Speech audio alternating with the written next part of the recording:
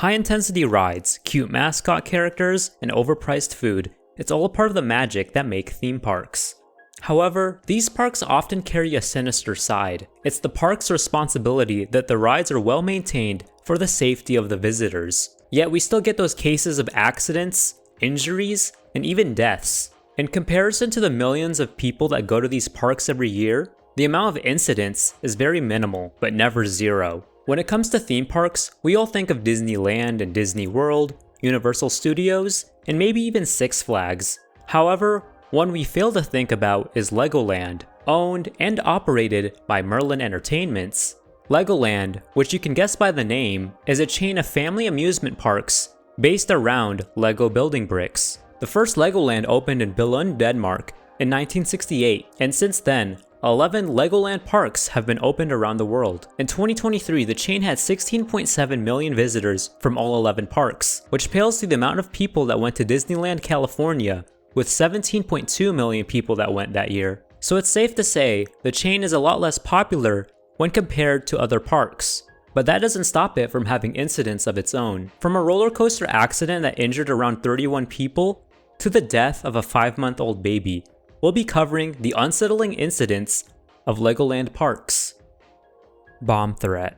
On October 13 of 2016 at the Legoland Florida Park in Winter Haven, a note would be found containing a bomb threat at 11:54 a.m. Both the park and the hotel had to be evacuated. Everyone was able to be moved by 12:43 p.m. Park security, the police, bomb squad, and fire marshals had to be involved. They searched all afternoon to find anything suspicious. Luckily, nobody was injured and no explosives were found. By 5 o'clock p.m., everyone was able to go back to their hotels, and the park was closed for the rest of the day. Yet, the next day, the park reopened. In response to the situation, Legoland tweeted out a statement. Earlier today, a bomb threat was discovered on our property.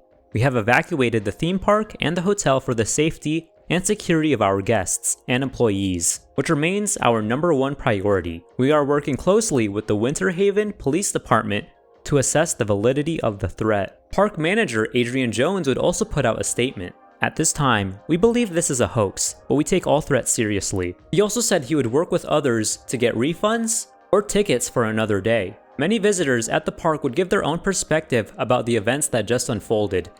It was very orderly. The security was very good, and the park had a lot of people helping to get people out. I'd have to say they tried to keep everybody calm, kept you from running, kept the little ones from getting in the way. You know, it was okay. We could go up to our room. We went up to our room, and about 5 minutes later, they're pounding on our door saying, you have to evacuate, you have to evacuate.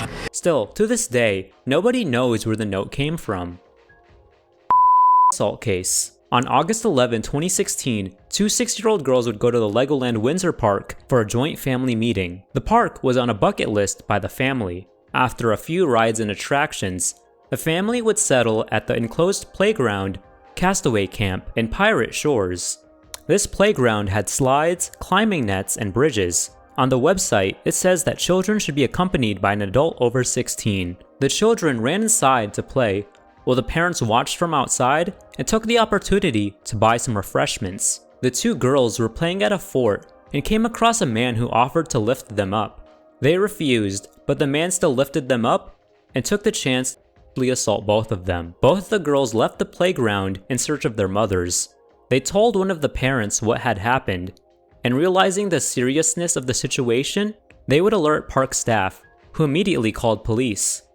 On a BBC Crime Watch appeal, one of the parents mentioned how they weren't concerned with being in the playground, rather than leaving and getting lost. A manhunt was conducted by the police, and the 14,200 visitors had to be appealed to check their photos for the man. An e-fit was produced. The offender is described as a white male about 5'8", approximately 18 years old, clean-shaven, with gray flecks in his hair. He was wearing a dark t-shirt and dark trousers. He was described as being alone, but he could have been in a group. A 22-year-old boy would be arrested due to being connected to the assault, but would later be released by the police with no charge. A Legoland spokesperson put out this statement: "We are now working closely with the police and assisting them with their investigation. Nothing of this nature has ever taken place at the Legoland Windsor Resort before, and we are deeply shocked by this incident. Another BBC article was made a year later saying that the culprit hasn't been found, and still to this day, we still don't know who the assaulter is. Billund Xtreme Racer Coaster Death. The Legoland Billund website describes the Xtreme Racer Coaster as a barrel of laughs and high thrills. This is your chance to try one of the coolest roller coasters in Legoland that takes you up and down and round sharp twisting bends at breakneck speed. In April of 2007, an unidentified 21-year-old would jump over the security fence in order to pick up a wallet that was lost by a passenger. Unfortunately, she would be hit by an oncoming ride and be killed immediately. Legoland manager Henrik Horman would speak up about this incident. "We're shocked. Nothing like this has happened before." 31 plus people injured in roller coaster. This event took place in August of 2022 at the Legoland Theme Park in Germany. On the Rollercoaster or Fire Dragon ride, one roller coaster braked heavily and collided with another train. This ride had a fire-breathing dragon with twists and turns around a medieval castle. The ride had 3 trains that could sit up to 20 people and could go 18 miles per hour. Some articles state that 31 people were injured, while others say 34. 2 of them severely. Going with the source that say 31 were injured, the list included 20 adults, 10 children, and 1 teenager. 3 helicopters were sent to the scene, and fire and rescue services were called in to assist. 14 people were taken to the hospital with no life-threatening injuries. The ride was closed for the rest of the day, but the park remained open. Still, the reason as to how such a crash happened is unknown. Hello everyone, if my mic sounds any different anytime during this video, that is because I am making corrections. So in actuality, based on an article by Planet Attractions, it says this. The Memmingen Public Prosecutor's Office has completed an investigation into the accident, issuing penalty orders against 2 employees aged 56 and 34. According to the prosecutor's office, 2 technicians reset a sensor error, which saw a second train collide with a still stationary train on the track. The office said that the technicians could have avoided the accident, but added that both defendants are presumed innocent until they are legally convicted. Both must pay a penalty fee amounting to a mid or low 4-digit amount. Now, I wasn't able to find anything regarding the technicians afterwards, but basically, we have a reason as to why the accident happened and who was behind it. Legoland Windsor Fire. In 2006, a fireworks display led to the Legoland Windsor Park to set on fire. The Berkshire Fire and Rescue were called to tackle the flames at a barn that was being used to store equipment. Fortunately, nobody was injured, but visitors did say they were trapped for hours after the display. A park spokeswoman apologized for the inconvenience, but also added any delay in leaving the park was no different from their other fireworks shows. She then added that the health and safety of the visitors comes first and foremost, and at no time were any of the members at public risk. Now, the park would have another fire-related incident in 2007. The Windsor Park had to send out 30 firefighters to tackle a fire that took place in a shed that contained chemicals. As a result, 2,000 people had to be evacuated. Around 800 liters of chlorine and 800 liters of hydrochloric acid would be in flames. Nobody was hurt, but the smoke was still a risk for the visitors. An investigation was underway to figure out what caused the fires. In July 31st of 2022, the Legoland Windsor Hotel would also catch fire in a canopy. Both guests and staff had to be evacuated to a local restaurant, while fire crews put out the fire. A guest who stayed at the resort that day posted, "I felt awful for the people barefoot and in swimsuits coming out of the hotel." In a following statement, Legoland apologized for the inconvenience and offered everyone at the resort refunds or alternative hotels to stay at. Nobody was hurt and the cause was still unknown. The actual park was still open and still could be visited that day. The hotel later reopened later that week. An unfortunate and similar fate befell the Legoland Billund Park in 2024. Video surveillance showed that an electric car that was being charged overnight suffered a short circuit. The fire ended up destroying a part of Miniland. Miniland is a part of Legoland Billund, where 20 million bricks were used to create mini replicas of global sites. An image on Reddit showed the river being charred. The fire was quickly exterminated, and electrical equipment had to be inspected.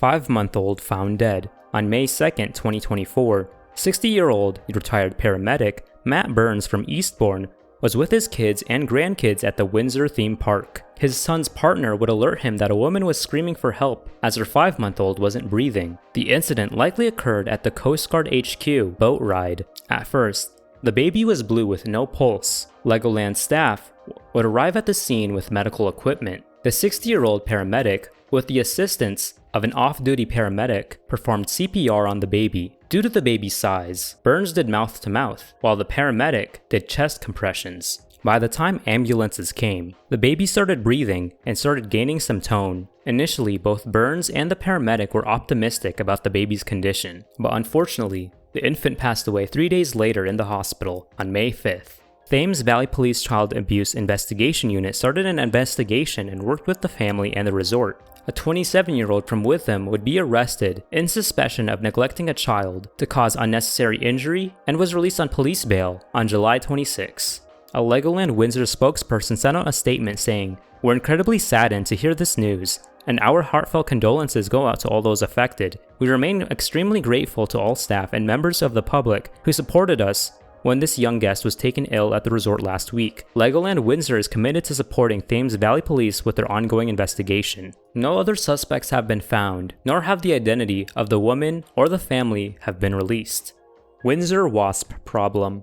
A big problem throughout the United Kingdom would be the massive swarm of wasps. This would of course carry on over to the Windsor Legoland Park. Many visitors would complain and demanded that the issue be dealt with. The issue of wasps was so prevalent that it showed up on a broadcast episode of BBC Watchdog. The broadcast was titled, "Wasps Create an Unfriendly Buzz at Legoland." Now the actual broadcast has been lost to time, but we're able to learn about the broadcast's existence and details about the broadcast through an article that was posted on September 8, 2010. Before entering the park, signs would be in place to warn visitors about the wasps and ensure to visitors that it's being taken care of. However, the website wouldn't address the issue at all. This led to BBC journalist Rosie Millard investigating the problem by going to the park herself with her family. Before entering the park, Millard would meet up with pest control expert Clive Boward. In the short time waiting for her, Clive found 2 wasps' nests. These 2 nests were easy to spot and could have been dealt with easily.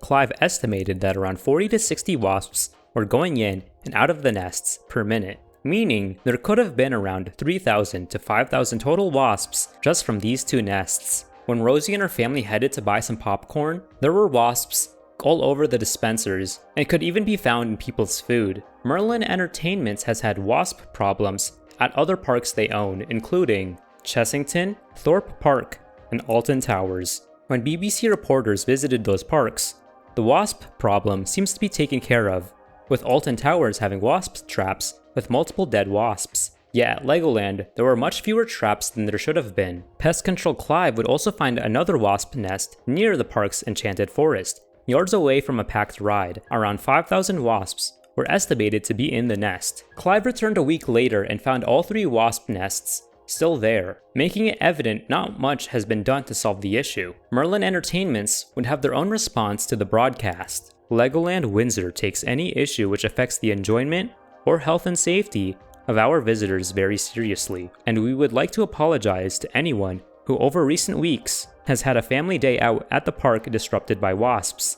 We would like to assure guests that we are taking a very proactive approach to the situation. However, we accept that we clearly fell short of our usual high standards during late July-August, when we were dealing with unusually high levels of wasps. This is a unique situation, and one we have not encountered in the 15 years the park has been operating. Realistically, while we cannot hope to completely eradicate these wasps, particularly given our location surrounded by wooded Windsor Great Park, we are committed to improving the situation considerably and as quickly as possible. This includes increasing our efforts to find and eradicate nests, a very intensive cleaning program, and more recently, the closure of some of our food carts, which seem to become popular hotspots. We have also added tips for guests, both on our website and around the park, including highlighting the medical support services available should someone be unfortunate enough to be stung. We continue to review the situation on a daily basis. Many BBC Watchdog viewers would give responses of their own to the broadcast.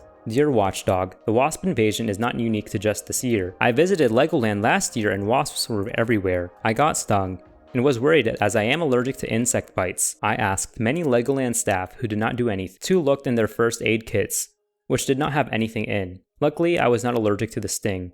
This was the first time I had been stung by a wasp. The first aid kits were empty, and I had to walk for ages until staff could locate one. A member of the public had cream which I put on. The staff couldn't care less. It did not want to know. I wasn't flapping around. It crawled under my arm, and when I moved, it stung. The wasps were everywhere, around food stalls and bins and play areas. The staff knew there was a problem, but shrugged shoulders and said they were not first aiders. Hello, having just watched your report on the wasp problem at Legoland and the pathetic management excuses, we visited Legoland last summer, a family group including grandparents with 2 sons and their children ages in range from 4 to 8 at that time.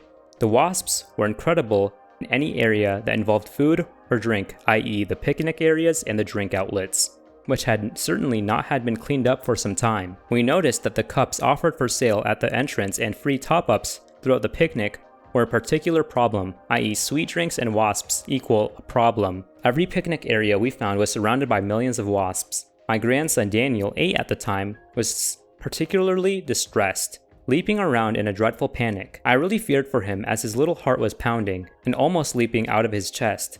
His twin cousins, girls, also 8, were also in a terrified state. All in all, a dreadful day that we were all glad to see the back of. To hear this problem has not been addressed and the excuses from management beggars will leave considering the high cost of this so-called family entertainment. Hope something is done about this problem. Liz Bunce. 2 dead boaters found. Now this incident didn't actually happen at a Legoland park, rather at a lake near it, and it did involve Legoland in some way. On Saturday, March 18 of 2023, a group would rent out a 16-foot Tahoe ski boat on Lake Elise near Legoland, Florida. The group consisted of 38-year-old Vicky Velasquez, her boyfriend, 32-year-old Orlando Ortiz, and 34-year-old Jeffrey Marrero, who brought his 2 daughters along, who were both 8 and 10 respectively. The event was actually for Velasquez's and Ortiz's anniversary celebration. Weather conditions were harsh that day. Winds were 20 miles per hour, and there were 2-foot white caps. The bad weather was only in addition to the inexperience the boaters had. Vicky Velasquez jumped into the water with the anchor, but the boat started to drift away. The 2 men jumped in the water to rescue Velasquez, but unfortunately, they were considered average swimmers and were swept away, drowning to death. The girls then called 911 and were stranded until police came and rescued the 3. A search to find the bodies included the Polk County Sheriff's Office Marine Unit and FWC using side-scan sonar and Seminole using their underwater drone throughout the weekend. On March 20th, the bodies were found 150 feet away from each other and were recovered by dive teams. On March 21st, medical examiners conducted autopsies on both men and concluded that the cause of death was drowning and the manner was accidental. A statement from Legoland said that the incident was not connected to the park in any way, and that officials used the boardwalk as a command center. Our thoughts and prayers are with the family during this difficult time, says a park spokesperson. A lot of the cases mentioned were accidents.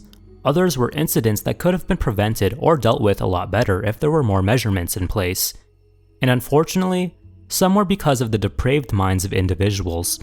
Whichever it may be, my condolences to those who were affected. All in all, the whole idea of Legoland, which is probably one of the last theme parks you think about, having such incidents is very amusing.